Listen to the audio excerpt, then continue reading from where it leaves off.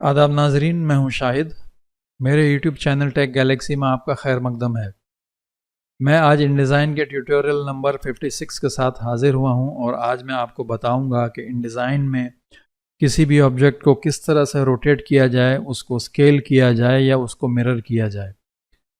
Video शुरू करने से पहले मेरी आपसे गुजारिश है कि अगर आपने मेरे चैनल को सब्सक्राइब नहीं किया है तो उसे ज़रूर सब्सक्राइब कर लें और मेरे वीडियोज़ अगर पसंद आते हों तो लाइक भी करें और उसे आगे शेयर भी करें।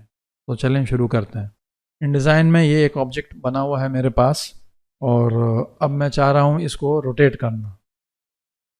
तो मैंने इस पे क्लिक किया और आप यहाँ पे देखेंगे कि दो ऑप्शन यहाँ मेरे पास दिए हुए हैं, rotate counter clockwise and rotate clockwise. तो इसको यूज़ करने से पहले मैं आपको इसके बारे में ज़रा सा बताना चाहता हूँ। आप देख रहे हैं कि यहाँ पे 8 बॉक्सेस हैं, इनफैक्ट 9 है, 9th वाला नज़र नहीं आ रहा क्योंकि वो सेंटर पॉइंट है। तो ये मेरा सेंटर पॉइंट है, ये मेरा रेफरेंस पॉइंट है, ये मेरा टॉप लेफ्ट है, ये टॉप राइट पॉइंट है, ये टॉप मिडल पॉइंट है। तो ये इससे कोरिलेट करता है। अब रोटेशन करने से पहले मुझे ये डिसाइड करना है कि मेरा कौन सा पॉइंट जो है फिक्स रहेगा, वो हिलेगा नहीं। तो मैं इस कॉर्नर को लेता हूँ अभी, ये वाला पॉइंट मेरा जो है मूव नहीं करेगा, यही मेरा सेंटर ऑफ रोटेशन हो जाएगा। तो मैं अब इस पे काउंटर क्लॉकवाइज पे क्लिक करूँगा तो आप देखेंगे कि ये मेरा जो है फिक्स पोजीशन है और मैंने काउंटर क्लॉकवाइज किया तो इसी को सेंटर मान के इस तरह से रोटेट हो गया। अब मैं इसे वापस करूँगा काउंटर क्लॉकवाइज तो उसी सेंटर से ये वापस इधर आ जाए। अब मैं इसे यहाँ क्लिक करता हूँ तो आप देखेंगे कि ये मेरा सेंटर पॉइंट बना हुआ है रोटेशन के लिए, ये वाला पॉइंट है अभी। तो इसे मैं वापस ले लेता हूँ इधर।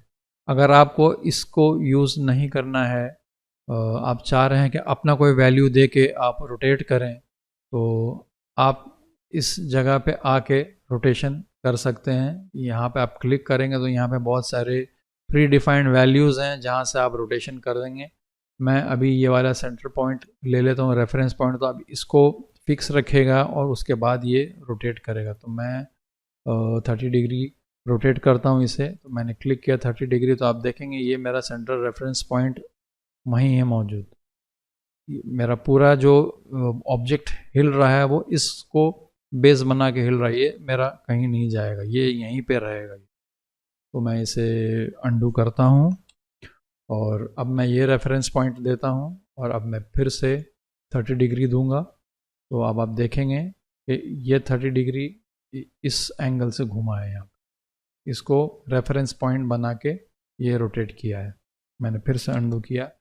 अब आप चाह रहे हैं कि इसमें से कोई वैल्यू नहीं लेना है आपको 10 डिग्री में रोटेट करना है, तो आप यहाँ पे लिखेंगे 10 और प्रेस करेंगे एंटर। रेफरेंस पॉइंट मेरा अभी यही है, मैंने एंटर किया 10। तो आप देखेंगे किस तरह से वो उसी पॉइंट को अभी फिक्स करके रखा हुआ, लॉक करके रखा हुआ है, वो उसी पॉइंट में ही घूमेगा वो। मैं अंडू करता हूँ इसे। एक रोटेशन का ऑप्शन हमारे पास यहाँ भी है, ये रहा। इस पर आप क्लिक करेंगे यहाँ पे तो आप देखेंगे आपके पास 4 टूल हैं यहाँ पे, जिनमें से एक टूल रोटेट टूल है। इस पर मैंने क्लिक किया तो आप ये एक चीज़ यहाँ पे देखेंगे कि ये यहाँ पे एक क्रॉस हेयर छोटा सा बना हुआ है, क्योंकि मेरा रेफरेंस पॉइंट ये है। जैसे जैसे मैं यहाँ क्लिक करूँगा उसका रेफरेंस पॉइंट चेंज होता रहेगा। अब मैंने यहाँ पे ऐसे क्लिक किया तो आप देखेंगे कि रेफरेंस पॉइंट आपका वो किस तरह से वहीं पे लॉक हुआ है और मेरा जो माउस का कर्सर है उसके पास में आप देखेंगे कि किस एंगल में ये रोटेट हो रहा है। अब यहाँ पे आप शिफ्ट प्रेस कर देंगे तो आप देखेंगे कि किस तरह से वो 45 डिग्री एंगल में आई गेस रोटेट करता है। मैं इसे करता हूँ अंडू। अच्छा, एक चीज़ और मैं दिखाता हूँ आपको, ये रोटेट होता है इस तरह से भी।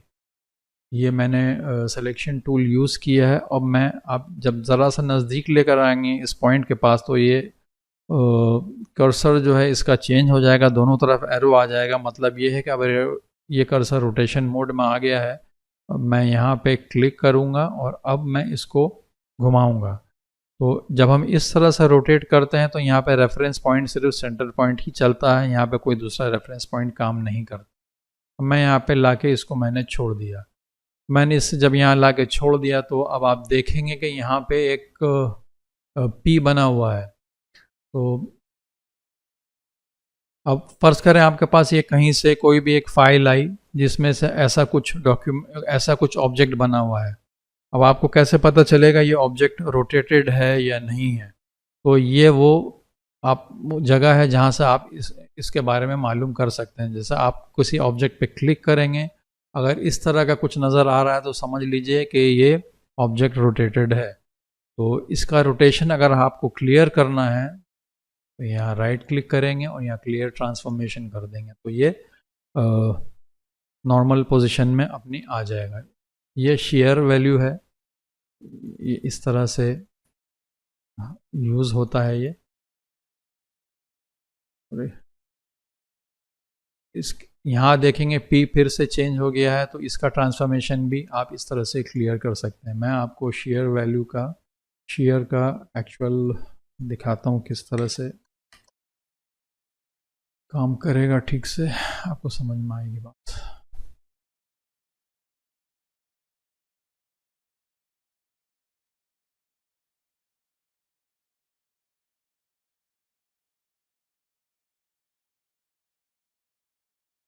सॉरी, इसमें नहीं, इसमें भी देख सकते हैं आई गेस। हाँ, तो ये आप देख रहे हैं कि मेरा टेक्स्ट किस तरह से शेयर कर रहा है।